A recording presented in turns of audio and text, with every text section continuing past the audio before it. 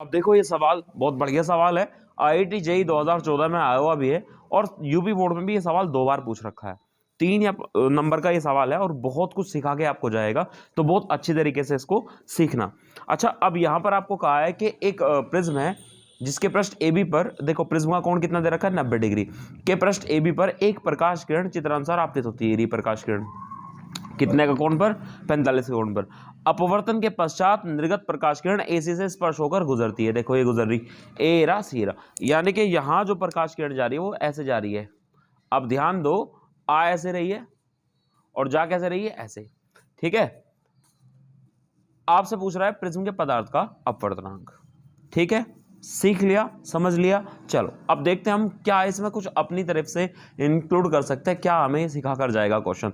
देखो ये है आपतित किरण, ये है अभिलंब, इनके बीच बनने वाला कौन होता है हमारे पास, आपतन कोण। लेकिन मजे की बात क्या है, ये है अपवर्तित किरण, दिख रही, और ये है विलंब। अपवर्तित किरण और विलंब के बीच बन रहा कोण कितने का, 90 का। अब तुम्हें थोड़ा बहुत ध्यान आएगा क्रांतिक कोण के बारे में। तो क्रांतिक कोण वही अपवर्तन कोण होता था जिसके लिए आपतन कोण होता था सघन माध्यम में, जिसके लिए अपवर्तन कोण 90 डिग्री होता है। तो अगर यहाँ कोण 90 डिग्री बन रहा है तो ये क्या होगा, क्रांतिक कोण होगा। इसीलिए मैंने इसको क्या लिखा है, आईसी क्रिटिकल एंगल। ठीक है, अब आप एक चीज तो ये क्लियर हुई कि ये क्या है, क्रांतिक कोण है, आपको वो कॉन्सेप्ट क्लियर हुआ क्रांतिक कोण का। अब आप सोचो कि यहाँ आपतन कोण दे रखा है इसने हमें 45, कुछ भी दे रखा है, ये कोण मैं मान के चलता हूँ ये क्या होगा। अच्छा देखो, ये आपतित किरण है और ये अभिलंब है। आपतित किरण और अभिलंब के बीच बनने वाला कोण होता है आपतन कोण। ये क्या है, अपवर्तित किरण है और ये क्या है, अभिलंब। अपवर्तित किरण और अभिलंब के बीच बनने वाले कोण को हम क्या बोलते हैं, आर।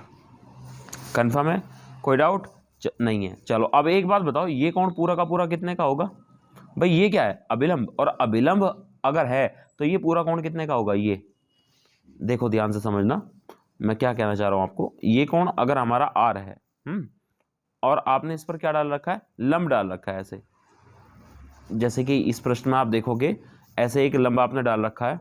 ठीक है, तो अगर यहां पर कोण फॉर एग्जांपल मैं कह रहा हूं ये आई आर है, तो ये कितना बच गया, टोटल कितना था 90। भाई ये जो पूरा कोण था ये 90 था, तो ये कितना बच जाएगा, 90 माइनस आर। क्लियर हुआ ये बात, हाँ है ना भाई। यहां से लेके यहां तक पूरा कोण कितना है, 90 है, और ये कोण आर है, तो ये कितना बच जाएगा, 90 माइनस आर। तो क्या मैं इसको मार्क कर दूं, 90 माइनस आर, 90 माइनस आर। ठीक है, ये कोण इतना ही होगा। अब तुम खुद समझदार हो, त्रिभुज के तीनों कोणों का योग 180 होता है, और यहां एक त्रिभुज आपको दिख रहा होगा बनता हुआ, दिखा, तो ये कोण कितने का बचेगा, एक कोण तो हुआ 90 माइनस आर, एक हुआ 90, और एक मान लो हमारे पास ये क्या है, कुछ भी है, एक्स मान लो, तो यहाँ एक्स बराबर कितना जाएगा, 180। तो ये बताओ एक्स का मान कितना आएगा हमारे पास, कितना मान आ जाएगा हमारे पास, आर ही तो आ जाएगा भाई, 90 और 90 180, तो एक्स बराबर कितना जाएगा, आर। यानी कि ये कोण जो है ये कितना कोण होगा हमारे पास, आर। ये हमारा अपवर्तन कोण है। यहां तक बात क्लियर हुई, ये चित्र में ही सब कुछ था, बहुत डिटेल में सीखना है। जितना आराम से सीखोगे, जितना डीपली सीखोगे, उतना ज़्यादा आपको आगे हेल्प होगी। ठीक है, मैं धीरे धीरे कंपटीशन के क्वेश्चंस भी लेके आऊँगा जैसे ये सीरीज़ पूरी होती है।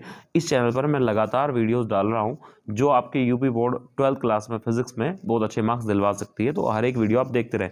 अब यहाँ आप देखो, आपको पता है, क्या पता है आपको, स्नेल के नियम से, स्नेल के नियम से, स्नेल का नियम देखा अपवर्तन का नियम से, क्या है स्नेल का नियम, n2/n1 बराबर होता है sine i upon sine r, होता है, कंफर्म है।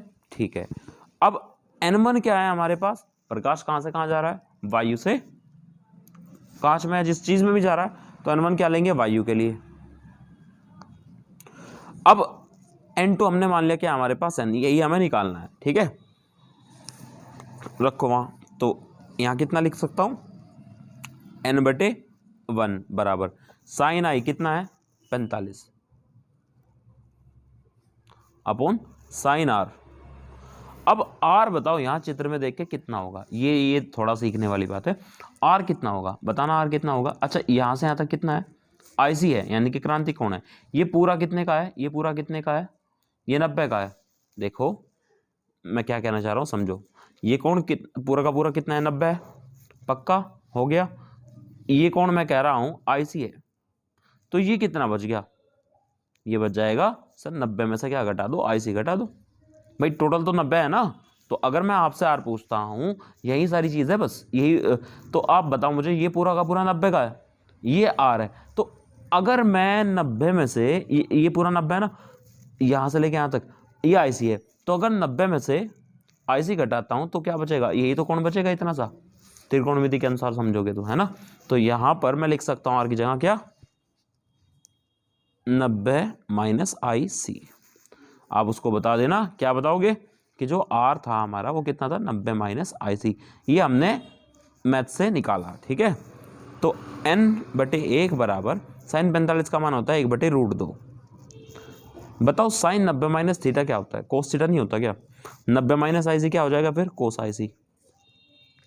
कन्फर्म, ठीक। आगे चलते हैं। अब आप मुझे बताओ, यहाँ पर चाहे तो इसको ऐसे रखो, n/1 बराबर 1/√2 गुणा, अच्छा 1 कोस आई सी कितना हो जाएगा। अब बहुत समझो आप, एक अगर मैं त्रिभुज आपके सामने बनाता हूँ और मुझे ये पता है, क्या पता है मुझे कि साइन आई सी कितना होता है। लो पहले मैं अलग से बता देता हूँ भाई, साइन आई सी कितना होता है हमारे पास, 1/n होता है, पढ़ा हमने, ये फॉर्मूला देखा भी होगा। अब अगर साइन आई सी 1/n है, साइन थीटा क्या होता है, लंब बटे कर्ण। तो अगर त्रिभुज बनाता हूँ तो उस त्रिभुज का लंब क्या होगा 1 और कर्ण क्या होगा n। तो कहने वाली बात नहीं है, पाइथागोरस प्रमेय में से आधार कितना हो जाएगा, n² - 1 हो जाएगा आधार इतना ही, ठीक है। तो अगर अब मैं आपसे पूछता हूँ इस त्रिभुज में कोस थीटा कितना होगा या कोस आई सी कितना होगा, तो कोस अगर ये आई सी है तो कोस आई सी कितना हो जाएगा, कोस थीटा होता है आधार बटे कर्ण। आधार क्या है हमारे पास, n² - 1 का रूट, ये तो आधार है हमारे पास, ठीक है। यहां रखना कोस का मान, और कर्ण कितना है हमारे पास, n। n कहाँ जाएगा, n कहाँ जाएगा ऊपर, या क्या मैं लिख सकता हूं, n/1 बराबर 1/√2 गुणा n/n² - 1 लिख सकता हूं। देखो n से n कट गया, इसको इधर लेके आओ, यहाँ तो 1 ही बचा, इसको इधर लेके आओ तो क्या बनेगा हमारे पास, n² - 1 बराबर वहाँ क्या बचेगा 1/√2। अब यहाँ पर दोनों और वर्क करने पर कर सकते हैं, वर्ग करने पर वर्क करोगे तो यहाँ पर हमारा बचेगा n² - 1 बराबर 1/2 बच गया। ये माइनस का इधर जाए क्या हो जाएगा भाई, माइनस का इधर जाए क्या हो जाएगा प्लस का, तो n² बराबर कितना आ जाएगा 1/2 + 1। अब 1/2 + 1 कितना होता है जी, 1/2 + 1 कितना होता है 3/2। देखो थोड़ी जगह यहाँ पर है, यहाँ से देख लो इसको। तो हम कह सकते हैं जो हमारा n² है वो कितना आएगा 3/2, लेकिन n का मान चाहिए था तो स्क्वायर को इधर लेके आओ, तो n बराबर कितना आ जाएगा √3/2। ये आपका आंसर है इस सवाल का। IIT JEE का क्वेश्चन है, बहुत बढ़िया तरीके से आप इसको समझ गए होंगे। एक बार फिर से अगर देख लोगे लेक्चर को तो आपको क्लियर हो जाएगा। सबसे पहले स्नेल का नियम लगाया, फिर हमने क्या रखा, आई का मान रखा, आर का मान हमने यहाँ ज्योमेट्री से निकाला, वो तुम देखो इसी में सारा का सारा खेल है, ठीक है। अब इसके लिए हमने क्या किया था, देखो ये आर है, इसका मान निकालना था मुझे। अब जितना कोणीय होगा उतना ही कोणीय होगा। अब ये कोण मुझे निकालना है, ये कोण कितने का है, ये मैंने पहले ही अपने दिमाग से सोचा कि ये कोण होना हो क्रांतिक कोण है, क्योंकि तभी तो अपवर्तन कोण 90 होगा। और उसके बाद में हमने यहाँ पर क्या लिया, आर का मान निकाला 90 माइनस आई सी। और अब हमने यहाँ पर साइन 90 माइनस थीटा क्या होता है, कोस थीटा या कोस आई सी। अब यहाँ थोड़ा फिर समझना पड़ेगा हमें कि अगर साइन आई सी, देखो मैंने क्या किया भाई, हमें पता है ना फॉर्मूला, n बराबर 1/sin आई सी, 1/sin आई सी पढ़ा आपने। तो अगर साइन आई सी का मान हमें पता है तो कोस आई सी का मान निकालना था, तो वो हमने निकाला, त्रिभुज की प्रॉपर्टी से निकाल दिया। अब हमने क्या किया, n को ऊपर लेके चले गए, n से n कट गया, इसको इधर लेके आ गए, तो मेरे पास ये कंडीशन बनी, दोनों ओर का वर्क कर दिया तो ये कंडीशन बनी, और माइनस को इधर लेके चले गए, प्लस हो गया, और बस वो आपका आंसर है, ठीक है।